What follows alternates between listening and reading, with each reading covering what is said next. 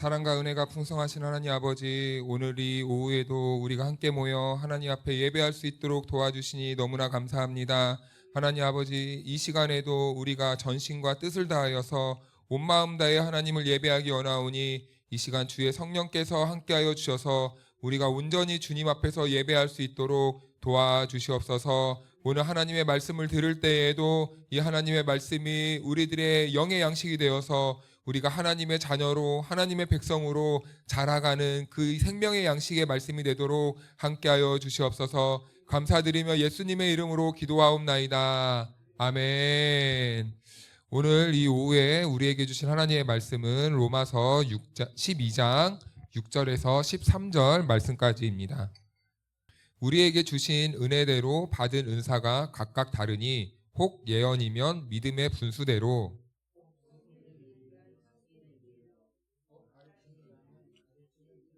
혹 위로하는 자면 위로하는 일로, 구제하는 자는 성실함으로, 다스리는 자는 부지런함으로, 긍휼을 베푸는 자는 즐거움으로 할 것이니라.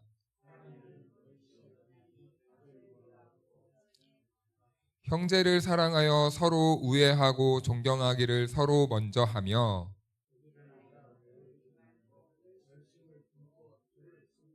소망 중에 즐거워하며 환난 중에 참으며 기도에 항상 힘쓰며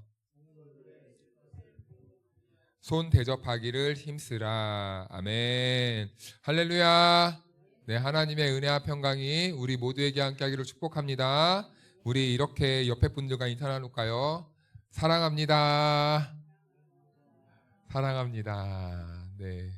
또 뒤에 분들하고도 우리 사랑합니다. 네. 우리는 몸이 몇 개라고 했죠? 우리 지난주에 몸이 몇 개라고 했습니까? 하나. 우리 교회는 한 몸이다라는 것을 말씀드렸죠. 자, 한 몸이니까 우리는 서로 사랑해야 되는 게 마땅합니까? 아멘. 맞습니다. 우리는 한 몸이기 때문에 서로 사랑해야 되는 것이 마땅한 거예요. 자, 그런데 오늘은요, 이제 바울이요, 서로 사랑하기 위해 이제 몇 가지 권면을 해주는데, 주로 등장하는 이 내용들이 은사입니다. 은사는 왜 주었을까? 우리는 여기에 대해서 한번 생각해 보아야 되겠죠. 우리 한국 교회는 뭐 70년대, 80년대, 90년대까지만 해도 사실은 우리 한국 기독교에 정말 부각되었던 것이 있다면 바로 은사에 관한 것이었습니다. 은사. 어떠한 우리가 인식하기에는 어떠한 특별한 능력, 이런 것들로 많이 우리가 인식할 때가 있어요. 사실은 이것은 우리 한국교회뿐만 아니라 초대교회 때도 나타났던 현상이었고, 그리고 고린도 교회에서 특별히 이런 문제들이 많이 나타났습니다. 그래서 우리 한국교회에도 외형적으로 많이 성장할 때 이런 은사자들이 많이 나왔었어요. 그래서 어떤 특별한 신령한 은사를 가진 어떤 목사님, 아니면 어떤 갑자기 장로님이 갑자기 뭐 치유의 은사가 확 나타나가지고 암덩어리가 갑자기 막 쏟아져 내려오고, 그리고 어떤 막 권사님이 갑자기 예언을 하시더니 갑자기 막 미래를 막 다 맞춰버리고, 막 이런 사람들이 많이 나타났었습니다. 그런데 이런 부분들이 많이 드러나면서 사실은 이분들이 서로 이렇게 한 그룹을 많이 맺었어요. 그래서 많은 이 우리 교회라든지 아니면 이 신학의 흐름에 조금 많은 어려움과 혼란을 야기시킨 것도 맞습니다. 그러면서 이제 정말 우리가 거기서만 멈췄어야 되는데, 예를 들면 이제 어떤 기도원에 갔더니 장로님이 자기 발 씻은 물을 주는 거예요. 그러면 성도들이 그걸 받으려고 줄을 서는 거예요. 허경영 씨 아십니까? 허경영 씨 막 이렇게 정치에도 참여하려고 했던 약간 좀 완전 사이비 교주잖아요. 요즘 보니까 막 자기가 씻은 물을 막 팔고, 우유를 몇 개월 동안 막 이렇게 썩혀가지고 그것을 막 팔고, 그것을 막 사 먹고 사람들이 몇 억씩 막 돈을 갖다 바치고, 그런 막 우리 기독교 안에도 약간 그런 기이한 풍경들이 많이 좀 일어나기도 했었던 때가 있었습니다. 그런데 고린도 교회에도 사실은 이런 은사적인 문제들이 많이 있었죠. 특별히 여성들에게 많이 이런 은사들이 나타났어요. 소위 우리가 생각하는 그런 예언의 은사를 가졌던 사람들이 갑자기 여성들에게 그런 일들이, 현상들이 나타난 겁니다. 그런데 거기까지 하면 좋은데 이 여성들이 그런 특별한 은사를 갑자기 경험하더니 이제 갑자기 약간 좀 교만해지기 시작한 거예요. 그래서 우리가 지금 이렇게 예배를 드리고 있는데 어떤 현상이 드러나냐면 그런 신령한 은사를 받은 이 여성들이 갑자기 벌떡 일어나서 잠시만요. 하나님이 저에게 지금 뭐라 말씀하시는데 제가 좀 말 좀 합시다. 이러는 거예요. 그러니까 교회의 이 공예배가 어떻게 됩니까? 질서가 흐트러지게 되는 거죠. 뭔 이거 시장 바닥도 아니고 난장판이 되는 겁니다. 그러니까 사도 바울이 여자들은 어떻게 하라 그랬어요? 잠잠하라. 이것은요 전체 여성을 가리켜서 한 말이 아니라 그 교회 공동체의 질서를 어지럽히는 사람들을 향해서 사도 바울이 잠잠하라. 그래서 이것을 꼭 오해하면 안 됩니다. 여자는 교회에서 뭐 가르치면 안 되고 뭐 앞에서 뭐 광고도 하면 안 되고 뭐 아직도 이런 교회들이 있더라고요. 뭐 특히나 고신층이나 이런 데는 많이 현대사회로 왔음에도 불구하고 뻔히 이런 문맥이라든지 아니면은 이 정황들을 다 알고 있음에도 불구하고 전통이라는 그 인식 때문에 막 여성들은 막 아직도 목사 안수도 안 주고 약간 이런 말도 안 되는 일들이 좀 많이 벌어지고 있어요. 아무튼 여성은 잠잠하라 그래서 말한 거예요. 이것은 질서를 깨트리는, 교회의 질서를 깨트리는 사람들을 향해서 바울이 너네들 좀 가만히 있어 라고 이렇게 말을 한 거예요. 실예로 초대교회에 이 프리실라라는 여성과 맥시밀라라는 여성이 있었어요. 이 여성들에게 어떤 현상이 일어났냐면요, 직통계시를 받았다는 이 현상이 일어납니다. 그러니까 내가 하나님과 1대1로 음성을 듣고 하나님과 대화하는 사람이다, 이런 이 은사를 받았다고 하는 거예요. 거기까지는 좋습니다. 그럴 수도 있겠죠. 그런데 문제가 뭐냐면 이런 사람들이 그렇게 영향력을 드러내면서 어떤 사람들에게 접근하느냐, 삶이 팍팍한 사람들, 힘든 사람들, 외로운 사람들, 방향을 잃은 사람들에게 접근을 하는 거예요. 그러면서 이제 교회 분위기가 완전히 세력 형성이 일어나고 아무튼 이 굉장히 어려움이 생기게 되는 것입니다. 그러면서 또 한 가지 문제가 되는 게 뭐냐면 그 은사를 가지고 교회를 정말 위해서 잘 섬기면 되는데 너 은사 받았어? 이렇게 가는 거예요. 너는 왜 은사가 없어? 나는 기도를 많이 했더니 하나님이 이런 은사를 주셨는데 너는 왜 아무것도 없어? 너 뭔가 좀 문제가 있는 것 같아. 너 기도를 좀 많이 해봐. 너 안에 막힌 게 있는 것 같아. 회개해봐.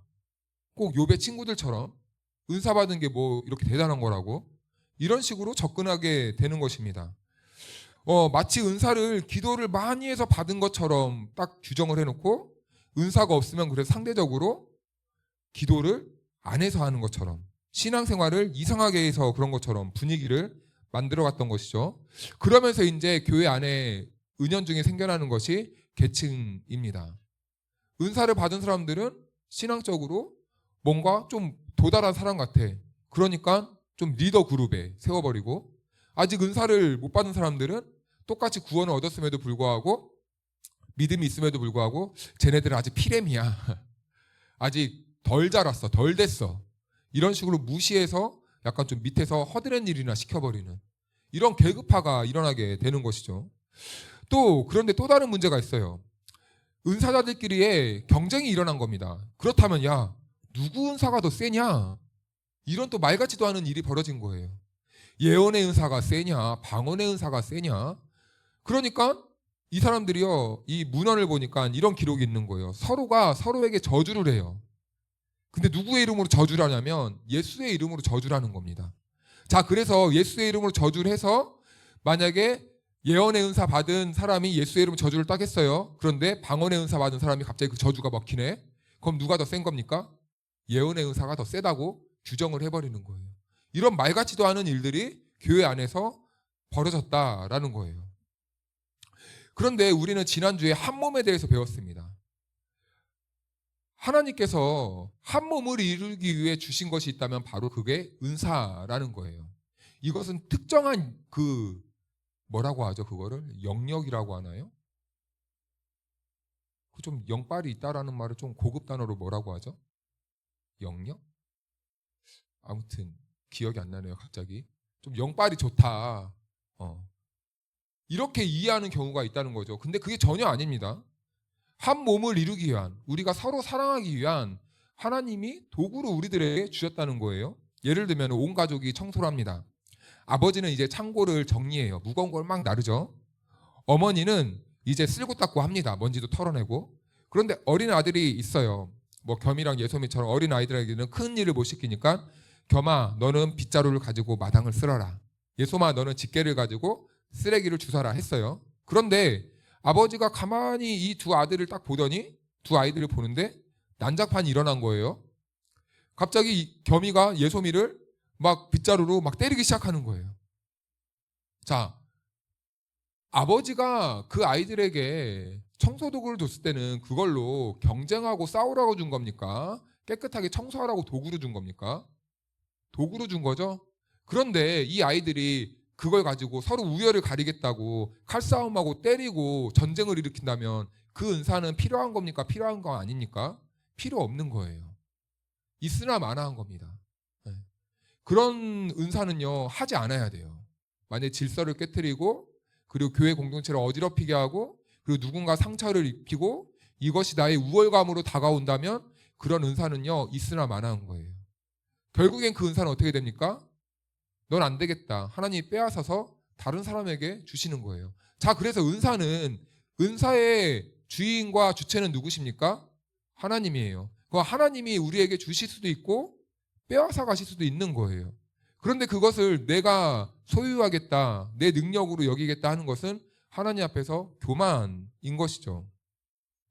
하나님께서 그래서 교회들에게 은사를 주신 것은 교회 공동체를 질서 있게 잘 세워나가기 위한 하나님이 도구로 주신 것이다는 겁니다. 자, 그렇다면 이제 은사가 갖는 본질적인 그 의미가 무엇인지, 우리 성도들에게 그 은사들을 왜 주셨는지 오늘 말씀을 통해, 전체는 아니지만 몇 가지만 한번 나눠보도록 하겠습니다. 5절 말씀을 보면은 이렇게 말씀하고 있는데요. 이와 같이 우리 많은 사람이 그리스도 안에서 한 몸이 되어 서로 지체가 되었느니라. 우리 6절 읽어볼까요? 시작.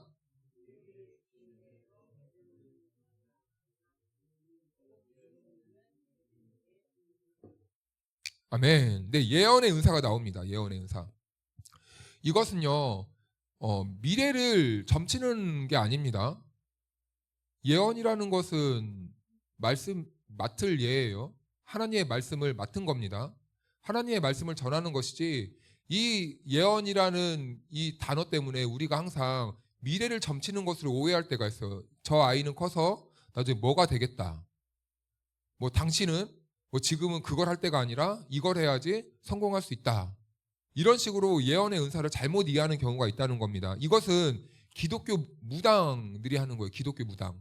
기독교 무당이라고 하는 이유는 기독교인인 척 무당 행세를 하기 때문에 기독교 무당이라고 하는 거예요. 기독교 안에 무당이 있어야 된다는 게 아니라, 무슨 말인지 이해 가십니까?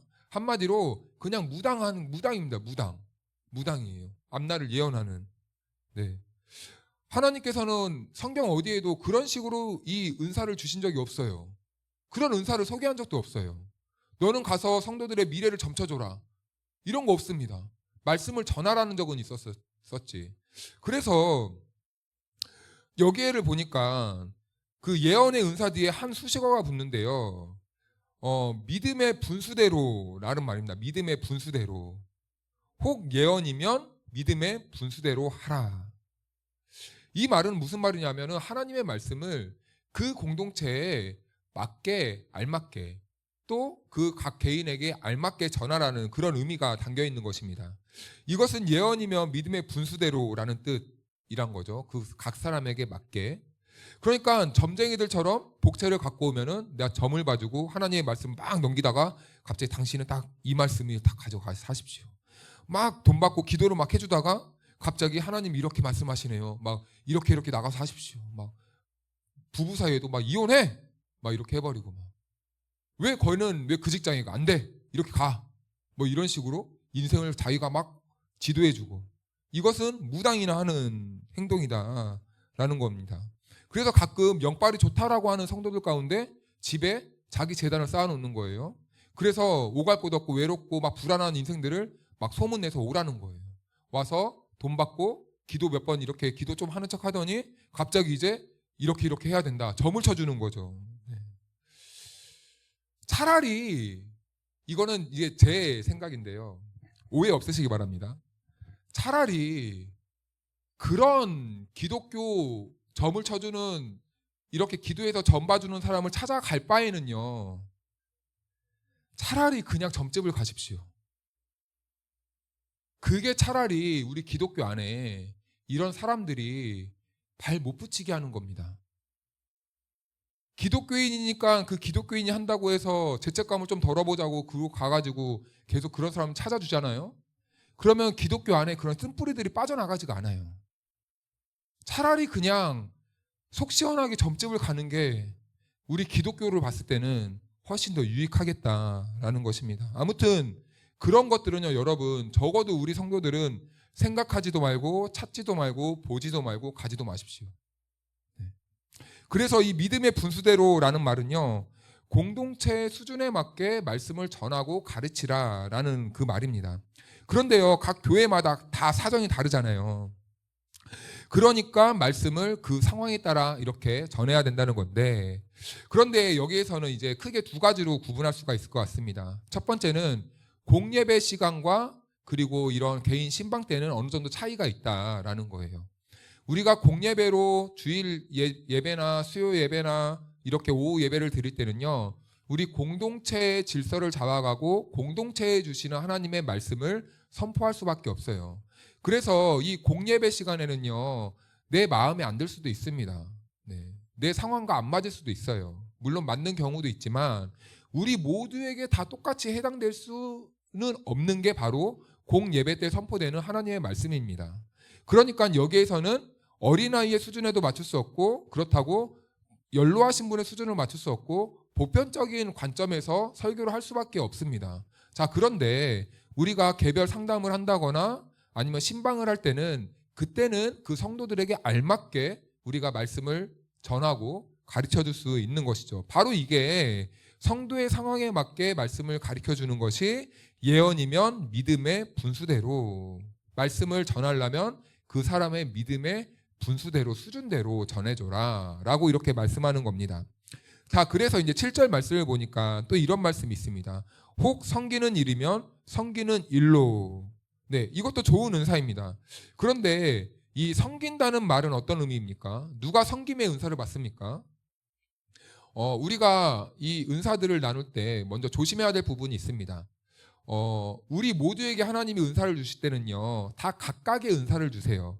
자, 우리 최승희 권사님은 정말 제가 여기 처음 왔을 때 신기할 정도로 동해 번쩍 서해 번쩍 여기 갔다 저기 갔다 하시면서 교회 막 전반적인 구석구석을 막 꼼꼼히 다 살펴요. 하다못해 막 분리수거까지 하며, 저는 이렇게 막 해서 저는 그냥 몰래 제 쓰레기는 갖다가 집에 다 갖다 버립니다. 제 쓰레기 봉투를 이렇게 오픈하기가 너무 민망해서. 자, 너무 막 이렇게 잘 섬겨요. 그런데 상대적으로 못하는 사람들이 있어요. 자, 이럴 때 우리가 조심해야 될 게 있는데, 하나님이 각 사람의 기질과 상황에 맞춰서 은사를 다 하나씩 줬어요. 그런데 섬기는 사람이 상대적으로 섬김의 은사를 없는 사람 보고 쟤는 왜 저래? 왜 나는 이렇게 열심히 하는데 쟤는 왜 안 하는 거야? 왜 쟤는 왜 저렇게 직분을 받았으면서 왜 안 하는 거야? 이러면 됩니까? 안 됩니까? 안 됩니다. 내 입장에서 모든 걸 다 강요할 수 없는 거예요. 왜요? 하나님은 각 사람에게 맞는 은사를 주셨기 때문이라는 거죠. 그래서요, 어떤 사람들은 유독 이 섬김의 쪽에 마음이 없는 쪽이 있는 사람들이 있어요. 다른 것에 막 관심이 있는 사람들이 있어요. 뭐 찬양팀을, 뭐 노래를 좋아해서 뭐 온전히 막 찬양팀에 꽂혀 있다거나, 아니면은 뭐 주방일하는 데 막 있다거나. 그런데 또 어떤 사람들은 정말 사람 한 사람을 보면서 잘 섬기고, 이런 사람들이 있다는 말입니다. 그래서요, 유독 남들이 보지 못하고 예민하게 그 사람의 필요를 느끼는 사람이 있어요. 그런데 남들이 못 보는 현장과 관점으로 교회를 보고 필요를 공급해주는 이런 섬김을 잘 섬기는 사람이 있다는 것입니다. 그래서 또 말씀을 보니까 가르치는 자면 가르치는 일로라는 이 말이 있습니다. 가르치는 자는 여러분 누구입니까? 가르치는 자. 목사입니까? 교역자입니까? 저만 가르치면 됩니까? 아니에요. 이 말은 그런 말이 아닙니다. 우리 모두 다 가르치는 자가 되어야 된다는 거예요. 가르치는 것은요, 강단에서 쓰는 사람의 권한을 가진 사람은 이제 제한적입니다. 목사나 교역자로 제한적일 수밖에 없지만, 이 가르친다는 것은요, 하나님 나라의 모든 백성들에게 하는 말이에요. 특정 그룹을 말하는 게 아니에요. 네. 그래서 우리에게 모두 다 공통적으로 주어진 책임이 있다면 가르치는 일을 하는 것입니다. 책임이 있다는 거예요. 자, 이건 무슨 말이냐면 바울은요, 선교지를 가면요, 복음을 전합니다. 복음을 전할 때 온 동네에다가 마이크를 대고 복음을 전하는 게 아니잖아요. 그렇다고 모든 사람들에게 다 돌아다니면서 예수를 다 믿으라 말씀을 가르치거나 그러지 않습니다. 어떨 때는 각 개인에게 말씀을 전하고 어떨 때는 교회 공동체에 가서 말씀을 전해요. 자, 그러면은 바울이 그렇게 말씀을 가르칠 때 기대하는 거 있습니다. 기대하는 것이. 그것은 무엇일까요?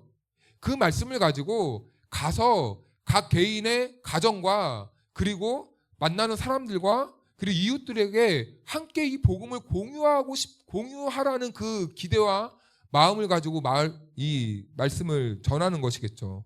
그러니까 저뿐만 아니라 우리 모두에게는 다 말씀을 가르쳐야만 하는 그런 책임이 따른다는 거예요.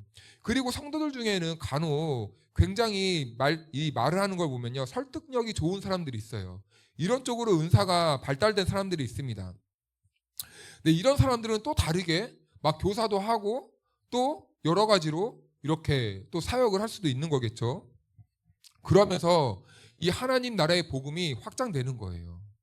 저 혼자만. 그래서 여러분들 우리가 어느 순간부터 제가 이제 교회 사역을 많이 하면서 약간 좀 이상한 부분이 하나 있었는데, 가르치는 것을 말씀 설교하고 말씀을 가르치는 것을 다 교역자만 바라보고 있는 거예요. 그러니까 교회 분위기가 어떻게 되냐면 일단 사람만 데리고 앉혀놓고 목사님이 잘하면 말씀 듣고 교회 정착하는 거고 목사님이 못하면 그냥 보내는 거지 뭐. 이런 분위기가 형성되는 아류들을 좀 보았습니다. 아닙니다, 여러분. 아닙니다. 아니에요. 우리도 책임져야 되는 그 가르쳐야 되는 그 책임이 있다는 것이죠. 그래서요, 여러분, 우리 교회는 물론 우리 이 한국 교회를 뭐 전체 갈 것도 없이 뭐 우리 교회만 보더라도 우리 교회의 수준이 올라가기 위해서는 어떻게 해야 되냐? 첫 번째, 먼저는 목사가 말씀을 많이 연구하고 잘 가르치고 그리고 공감하고 잘 이렇게 섬겨야 됩니다. 그런데 목회자와 동일하게 성도들도 마찬가지다라는 것이죠. 교회의 수준이나 이런 역량은 목사 혼자 할 수 있는 것이 아닙니다. 우리도 다 같이 배우고 여러분들도 다 같이 각자의 삶에서 믿음의 분량대로 이 가르치는 역할을 해야 된다라는 것이죠. 그래서 교회에서 세워지는 이 리더들이 있을 수도 있습니다. 특히 이 리더들이나 재직들을 비롯한 모든 직분자들은 염두해야 될 것이 하나 있습니다. 우리는요, 어떠한 직분을 맡기면 그것을 그냥 관리하는 차원으로 이해할 때가 있어요. 관리자가 아니에요. 관리자가 아닙니다. 그 조직이나 그 그룹을 우리들에게 허락하시고 내가 만약에 그 안에서 리더가 되었다면 적어도 설교까지는 아니더라도 이 말씀을 가지고 그 공동체의 방향성을 정확하게 이렇게 움직여줄 수 있어야 돼요. 방향성을 맞춰줄 수 있어야 돼요. 네. 그것이 바로 리더로 세운 목적이지, 그냥 때 됐으니까 나는 여기서 와서 전화 같이 해주고 만나주고 밥 먹고 웃어주고 친근해지고 사람만 그냥 앉혀놔야지, 이런 거는 여러분 아닙니다. 그렇게 하면 안 돼요. 그래서 또 8절 말씀을 보면요, 위로하는 자면 위로하는 일로, 이런 말씀이 있습니다. 어떤 사람들은요, 옆에만 있어도 불편한 사람이 있어요. 가만히 있으면요, 별걸 하진 않아도 약간 그 공동체가 약간 좀 무거워져. 심각해져. 그리고 어떤 사람들은 굉장히 위축되고 긴장하고 쉽게 막 소심해지는 사람들이 있습니다. 말을 잘 못 붙여요. 그런데요, 희한하게요, 어떤 사람들은 가만히 있는데 사람들이 와요. 그리고 가서 얘기를 해주면 별거 한 거 없는데 그냥 사람들이 말을 잘 듣고 마음이 편안해지고 왠지 그 사람 밑에 있으면은 그늘처럼 느껴지고 쉴만한 물가처럼 마음이 꼭 이 소풍 온 것처럼 마음이 늘어지게 하는 그런 편안한 사람이 있습니다. 이런 사람들은 가만히 보면요 말을 참 잘해요.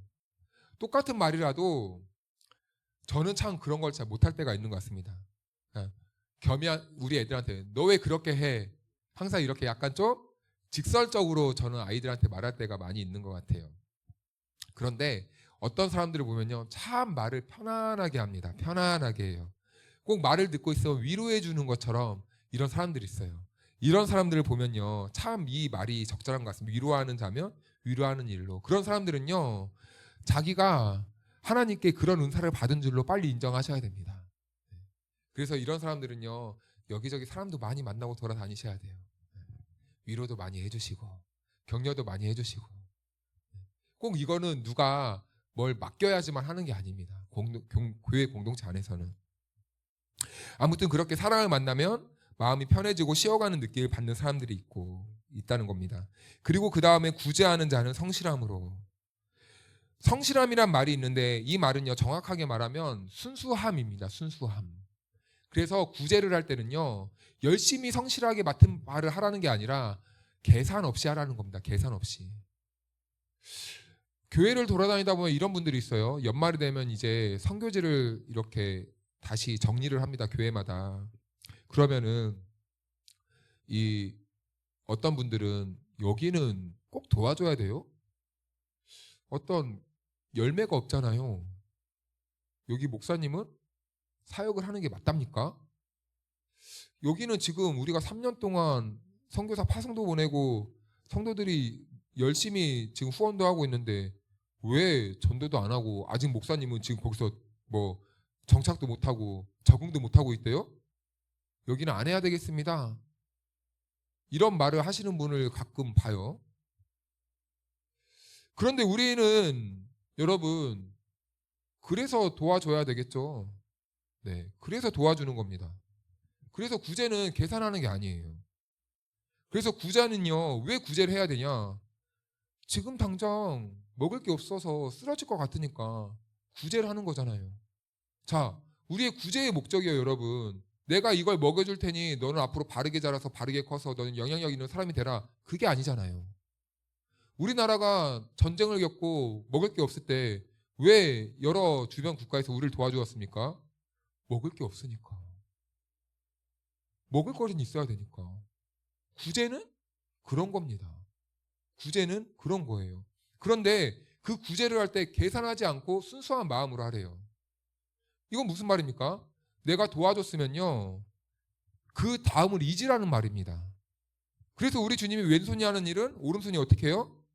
모르게. 그런데 우린 계속 계산하니까 내가 얼마 도와줬어, 내가 얼마 줬어, 자꾸 계산을 하니까 못마땅한 거예요. 싫은 거예요. 가만히 있는 게 싫은 거예요. 내가 돈을 준 만큼 움직여야 된다고 생각하는 거예요. 이런 분들은 죄송하지만 구제 사업에서는 한 발 물러나시는 게, 헌금을 하고 구제는 한 발 물러나시는 게 좋다라는 것이죠. 자, 그래서 다스리는 자는 부지런함으로. 이 말이 조금 어렵습니다. 다스리는 자, 리더들을 말하죠. 리더들은 부지런히 발벗고 여기저기 막 해야 되나, 그런 말이 아닙니다. 그래서 원래 좋은 리더는요 여러분 이런 사람이라고 합니다. 적당히 게으른 사람. 좋은 리더가 되려면 적당히 게을러야 돼요. 왜 그렇습니까? 리더가요 다른 사람들보다 더 바쁘게 여기 갔다 저기 갔다, 너 왜 이거 안 해 저거 안 해, 이거 해야지 저거 해야지 들쑤시고 다니고 막 판단하고 막 이러면요 밑에 사람들이 어떻게 합니까? 숨 막혀요. 그래서 이런 리더는요 어떻게 보면 결과는 잘 만들어내는 것처럼 보이지만 결국에는 어떤 프로젝트를 했을 때 그 밑에 있는 구성원들이요 100% 실력 발휘를 못한다고 합니다. 네. 위축되고 소심해지니까. 그래서 이 100% 꽃피우기 위해서는요 리더는요 적당히 봐도 못 본 척, 들어도 못 들은 척, 잘해도 내가 잘 못하는 척, 그러면서 누구에게 기회를 많이 주는 거예요? 같은 팀원들에게. 같은 팀원들에게. 그렇다면 여기에서 말하는 부지런함은 무엇인가? 이것은요, 열정을 말하는 겁니다. 열정. 리더는 열정이 있어야 된다. 그런데요, 여기서도 참 지혜가 필요합니다. 리더 혼자만 열정이 막 과하면 안 돼요. 그렇죠? 자기 혼자 막 다 끌고 가면 안 됩니다. 그러면 손발이 안 맞는 거겠죠. 그래서 처음에는 시행착오를 많이 겪을 수도 있지만 이제 그러면서 점점점 이제 발을 맞춰가는 거죠. 그러면서 이제 나오는 것이 긍휼을 베푸는 자는 즐거움으로 할 것이니라. 이 말씀이 있습니다. 즐거운 기쁨이 이 즐거운 기쁨을 말하는 겁니다. 기쁨. 모든 일을 할 때는 긍휼을 베풀 때는 이 기쁨으로 해야 된다. 억지로 하면 안 되죠. 기쁨으로 해야 되는 것이겠죠. 그런데 오늘 말씀을 토대로 하나 재밌는 이 설정을 놓고 몇 가지 이렇게 제시한 그 각색한 글이 있는데요. 예를 들면은 식당에서 종업원이 음식을 서빙하다가 그릇을 엎었어요. 그런데 여기에서는 각각 이 기질에 맞게 사람들이 반응하는 모습들이 나온다는 겁니다. 은사별로 이렇게 반응하게 된다는데요. 첫 번째 사람들은 이렇게 반응한대요. 음식을 깨진 걸 보고 어머 이걸 어째? 다친 데는 없나? 괜찮으세요? 막 이렇게 가서 타독이는 사람이 있답니다. 이 사람을 긍휼의 은사가 있다 이렇게 말합니다. 가서 괜찮으십니까? 잘 한번 생각해 보시죠. 나는 어떤 유형인지. 그리고 음식을 깨뜨렸어요. 그런데요 이 사람은요 아무 말도 없어요. 갑자기 쪼르르 달려가서 쓰레받지와 거리레를 막 가져와서 자기가 막 먼저 막 치우고 있어요. 이것은 무슨 은사일까요? 섬기는 은사입니다. 섬기는 은사.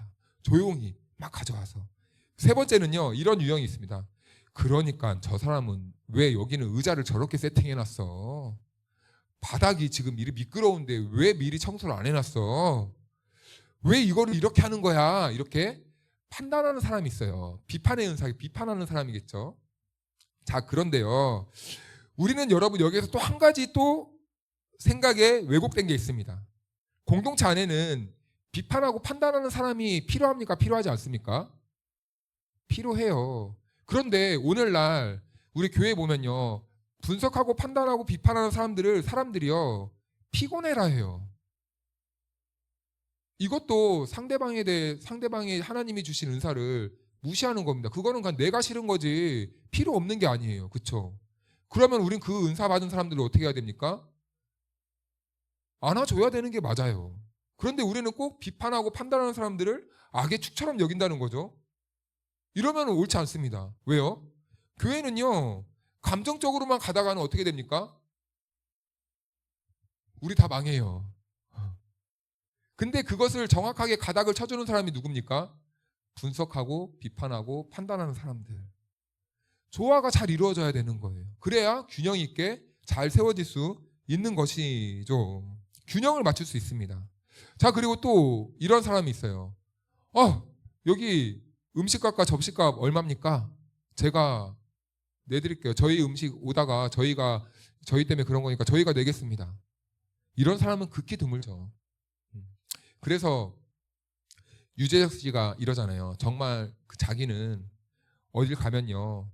후배들하고 밥 먹으러 가면은 자기는 계산만 하고 빨리 빠져준답니다. 그랬더니요. 그 후배 개그맨들이 유재석을 그렇게 좋아한대요. 왜요? 불편한 사람들과 있으면 밥이 제대로 넘어갑니까? 안 넘어가죠. 고기 더 먹고 싶은데 돈 낼 사람이 있으면은 밥이 더 먹고 싶어 더 먹습니까? 못 내죠. 네. 그래서 빨리 자리를 피해준다라는 거예요. 그리고 또 이런 사람이 있어요. 저 종업원에게 오늘 무슨 일이 있나? 끝나면 무슨 안 좋은 일이 있나? 컨디션이 안 좋나? 이런 사람들은 상담의 은사가 있는 사람입니다. 그리고 또 이런 사람이 있어요. 음식이 엎어졌어요. 그러면 이제 우리 이제 다른 데서 밥 먹자. 다른 데로 가자. 이게 또 어떻게 기다리냐? 그런데 이 사람은 이왕 이렇게 된 거 그냥 우리 조금만 더 기다렸다가 여기 얘기도 하면서 밥 먹고 가자. 이 사람은요. 방향성을 제시해 주는 사람이라고 합니다. 이런 사람들이 바로 리더형이라는 거죠. 그리고 또 어떤 사람들 요즘 젊은이들은 막 참 좀 그래요. 얼마 전에 홍콩인가 아파트가 막 통째로 타고 있는데 물론 그거를 기사로 이렇게 보이는 건 좋지만 남의 불행을 동영상을 찍어서 막 SNS로 막 옮기는 거예요. 아무튼 이거는 좀 그냥 제 넋두리였고요. 아무튼 그렇게 그런 상황들을 사진으로 찍어서 SNS에 막 공유하는 거죠. 이런 사람들은 서기관의 은사가 있다는 거죠. 그래서 우리 교회 안에도 가끔 보면은 막 좋은 거 있으면은 막 공유하고 싶고 이런 분들이 있잖아요. 막 이런 은사가 있다라는 겁니다. 참 이런 글들을 보면서 참 그럴 수도 있고 맞는 말이다. 꼭 이것이 정확하진 않지만 그래 각 사람마다 어떠한 똑같은 현상을 봐도 각각 다 다르게 관찰하고 생각하고 해석하는구나 라는 거죠. 그래서요 우리 안에 서로 다른 모습이요 하나님의 형상이고 하나님의 작품이라는 그 인식이 우리에게는 바르게 정립돼야 돼요. 자, 우리 서로가 다 다르다고 해서 그것을 인정하지 못한다면 다툼만 되겠죠. 그런데 그래 맞아. 하나님께서 우리들을 공동체를 세우기 위해 각각 다른 은사를 주셨고 각각 다른 모양으로 우리를 사용하는구나 라는 이 마음이 들잖아요. 그러면요 그때부터는요 관용이 생겨요. 그러면서 이 사랑이 생기게 되는 겁니다. 미운 마음들이 다 무너지게 되는 거예요.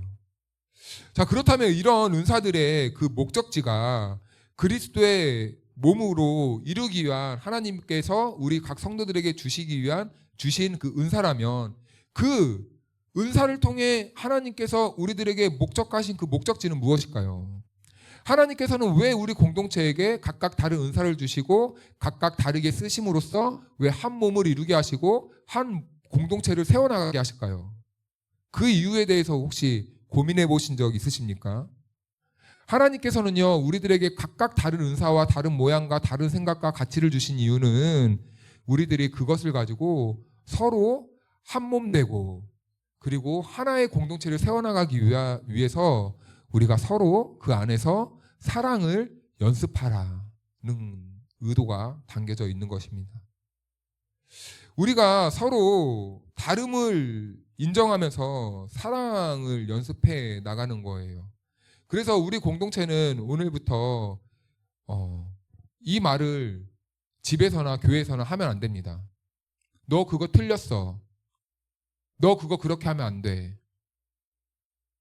왜 그렇게 해? 이런 말 안 됩니다. 왜요? 우린 다 다르니까. 우린 다 다르니까.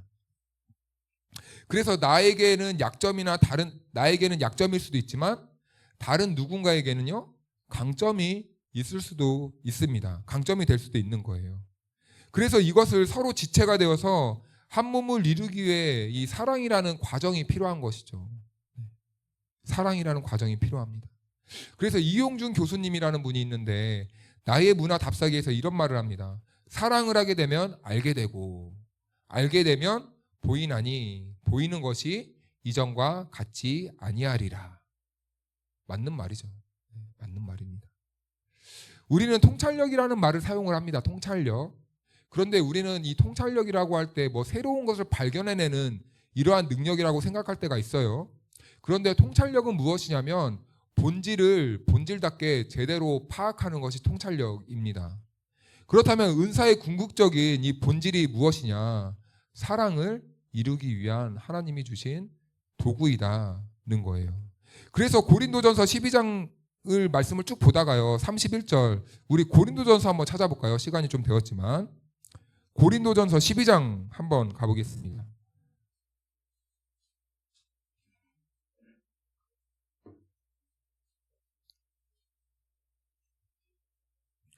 고린도전서 12장 31절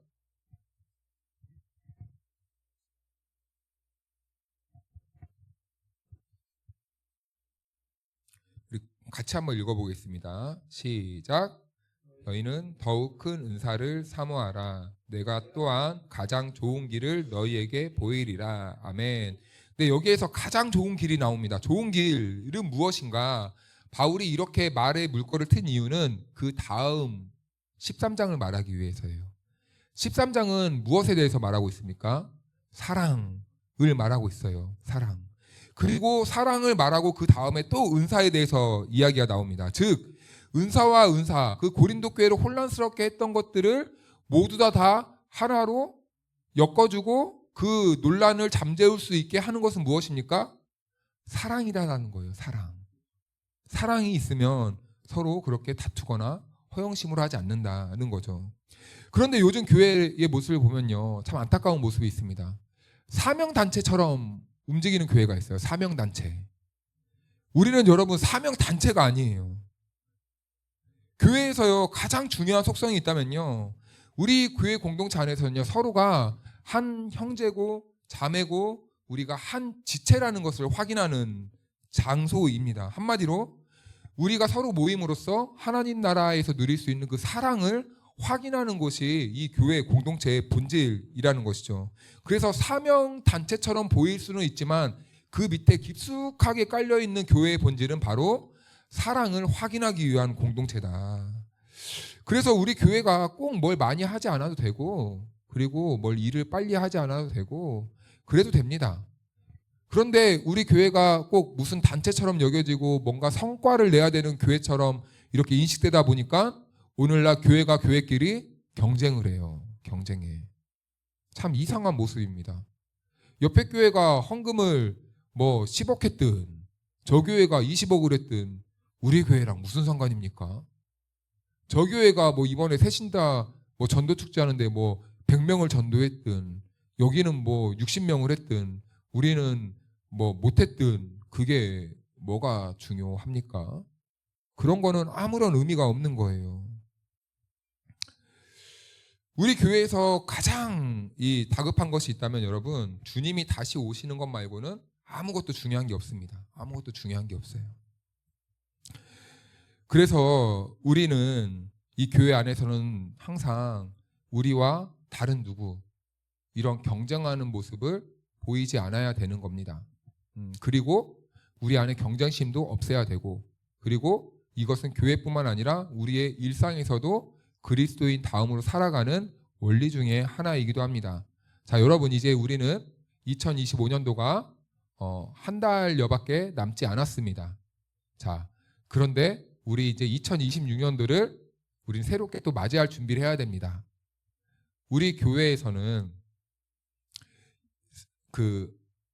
우리 교회는 2026년도가 되면은 이제 또 새로운 또 여러 가지 이 직분들에 따라서 일도 해야 되는 분들이 있고 이렇습니다.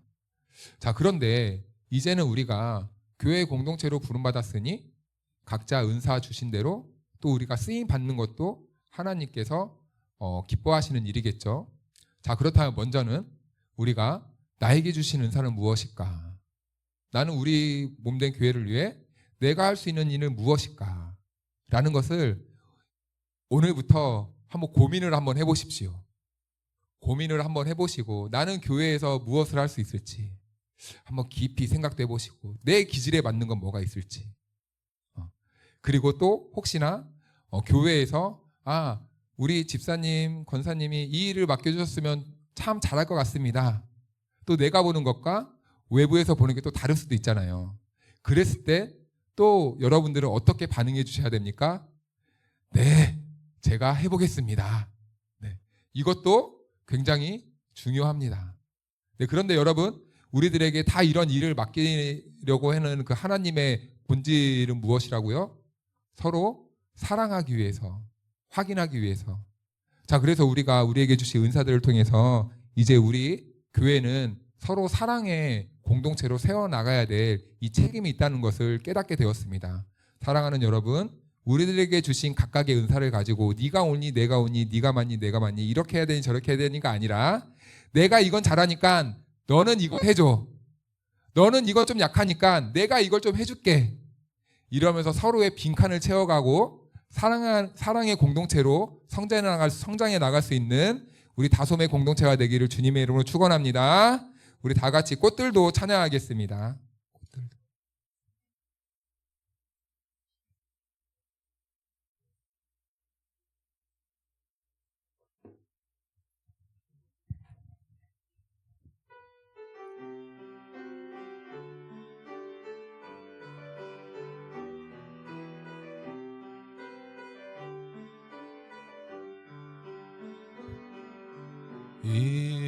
이곳에 생명샘 솟아나 눈물 골짝 지나갈 때에